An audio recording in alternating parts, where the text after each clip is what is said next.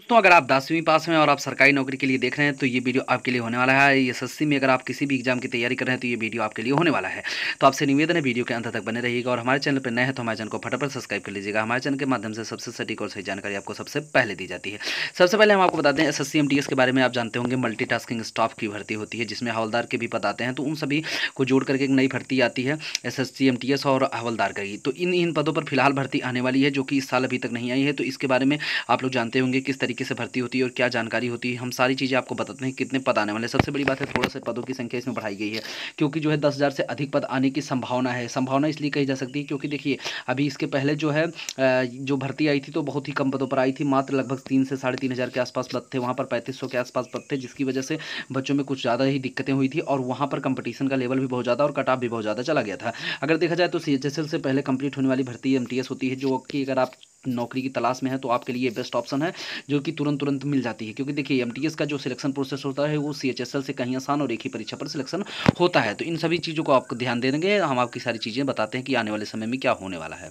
अगर यहाँ पर बात करें तो एमटीएस के पदों में वृद्धि लगातार आई है क्योंकि कई सारे मंत्रालयों से लगभग 3 से 4 मंत्रालयों के बीच से लगातार ये चीज़ें भेजी गई हैं कि एमटीएस के पद वहाँ पर रिक्त हैं, जिसकी वजह से कई का बहुत ज़्यादा दिक्कतें होती हैं। चाहे वो तो आप यहाँ से शायद डीआरडीओ के लिए भी एमटीएस के पदों की जरूरत पड़ रही है और जिसकी वजह से वहाँ पर दिक्कतें बहुत ज़्यादा हो रही हैं। अब एमटीएस के पद नहीं रहेंगे तो आप एमटीएस के पद के बारे में आपको बात बताते हैं कि क्या होता है, किस तरीके से सैलरी और क्या प्रोसेस होता है। तो इन सभी चीज़ों को आप समझ सकते हैं कि क्या होता है, लेकिन हम आपको सारी चीज़ें बताते हैं। देखिए अभी कुछ दिन पहले जब ये सीजीएल का सिलेक्शन हुआ, एसएससी सीजीएल का फाइनल रिजल्ट बनता है तो वहाँ पर कुछ ऐसे बच्चे थे जो ऑलरेडी एमटीएस में सिलेक्टेड थे जिनकी तकरीबन संख्या 1500 से अधिक है। तो ये 1500 से अधिक बच्चे सीधे सीधे तौर पर छोड़ चुके हैं और वहीं पर बीपीएससी द्वारा आयोजित 3 परीक्षाओं में जिसको टीआरई के नाम से जाना था, टीचर रिक्वायरमेंट, उनमें लगभग जो है यहाँ एमटीएस से और कई दूसरी जगह मतलब टीचर से लेकर के दूसरी जगह 3500 ऐसे कैंडिडेट हैं जो एमटीएस में ऑलरेडी सिलेक्टेड थे, उन्होंने नौकरी छोड़ दी है।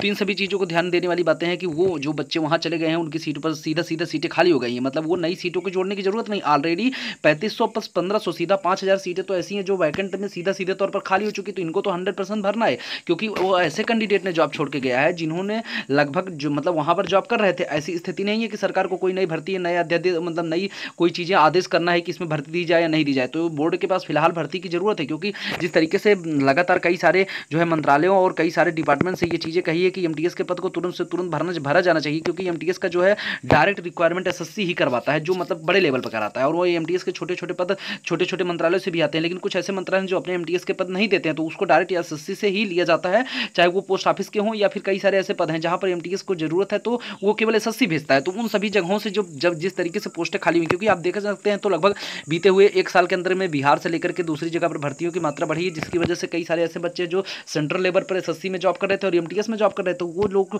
वहां से छोड़ करके सीधे तौर पे आ चुके हैं यहाँ पे। और कुछ ऐसे बच्चे हैं जिनका भी लेट ग्रुप डी और एनटीपीसी में सिलेक्शन हो गया है, उसकी वजह से भी कुछ लोगों ने एसएससी एमटीएस को लेफ्ट कर दिया है। हमारे साथ के कई सारे ऐसे बच्चे हैं। अब हम आपको बता दें कि अगर टोटल नंबर ऑफ कैंडिडेट देखा जाए तो 7000 से प्लस ऐसे कैंडिडेट हैं जिन्होंने नौकरी छोड़ दी है।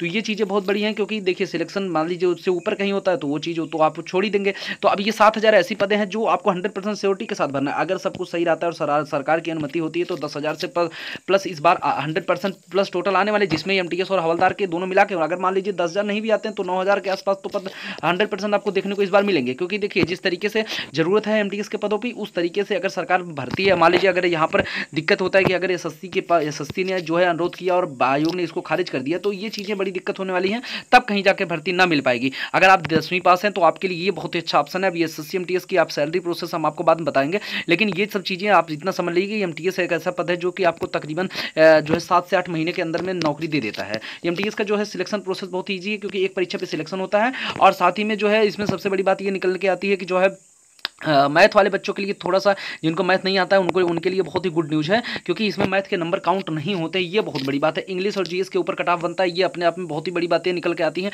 एसएससी की तैयारी कर रहे हैं उन तमाम बच्चे जो कि मैथ से वीक हैं वो उनके लिए एमटीएस एक रामबाण इलाज होता है। अब आप समझ सकते हैं कि किस तरीके से और क्या होने वाला है। अब जैसे ही भर्ती आई, अब आप बात करते हैं कि ऑनलाइन कब होगा, तो इसका फॉर्म तकरीबन मई लास्ट तक आ जाएंगे और आपको जून, मतलब इस बार थोड़ा सा डिले हुआ है लेकिन मतलब फिर भी समझ लीजिए कि आपका 10 जून तक फॉर्म 100% आ जाएंगे। तो ये चीज़ें आप लोग के लिए क्लियर हो गई होंगी और ये जैसे ही इसके बारे में आएगा ऑफिशियल अपडेट, क्या भर्ती कितनी आती है, क्या जानकारी है, हम आपको बताएंगे। वैसे उम्मीद है कि 10,000 से प्लस भर्ती आनी चाहिए जिस तरीके से सीटें लेफ्ट की गई हैं। तो आपसे निवेदन, हमारे चैनल को फटाफट सब्सक्राइब कर लीजिएगा। आगे की अपडेट आगे इसी चैनल के माध्यम से आपको मिलती रहेगी guys. Thank you for watching.